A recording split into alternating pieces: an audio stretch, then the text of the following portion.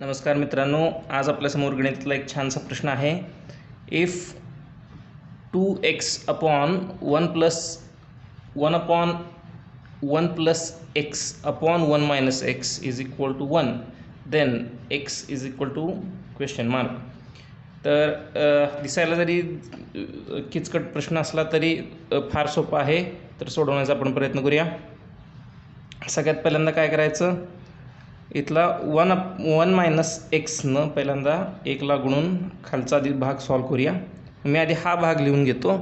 1 plus x upon 1 minus x बरोबर काय होणार, 1 गुणिले 1 minus x plus x divided by 1 minus x.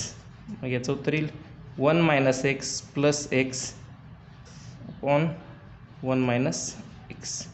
याला इथं minus x plus x cancel होईल, 1 अपॉन 1 मायनस एक्स असं उत्तर येईल. त्यामुळं हा प्रश्न तयार होईल आता 2x छेद 1 अधिक 1 छेद या सगळ्याचं उत्तर काय आलं, 1 अपॉन 1 मायनस एक्स असं उत्तर आलं. आता आपल्याला माहिती आहे की भागिलेला भागिले म्हणजेच उलटून गुणिले, म्हणजेच याचं काय होईल 2x 1 प्लस उलटून गुणिले म्हणजेच 1 गुणिले 1 मायनस एक्स अपॉन 1 म्हणजेच 2x अपॉन 1 प्लस 1 गुणल्यावर हा भाग गुणाकार आहे तसं येणार, 1 वजा एक्स, इथं 1ला 1 गेलं मग तेच असं येणार. आणि याचं उत्तर काय येणार 2x छेद 1 अधिक 1 वजा एक्स म्हणजेच 2x छेद 1 आणि 1 2 2 वजा एक्स.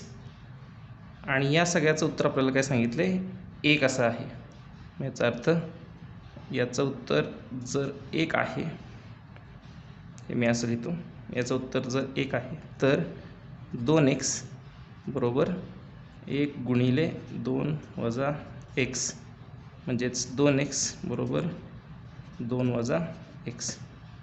एक्स इकडे अधिकला गेलं काय आलं 3x झालं, एक्स इकडे अधिकला गेलं 2x अधिक 1 3x बरोबर 2 म्हणजेच x बरोबर 2ला 3 भागिलेलं गेलं 2/3 असं आपलं उत्तर आलेलं आहे. धन्यवाद.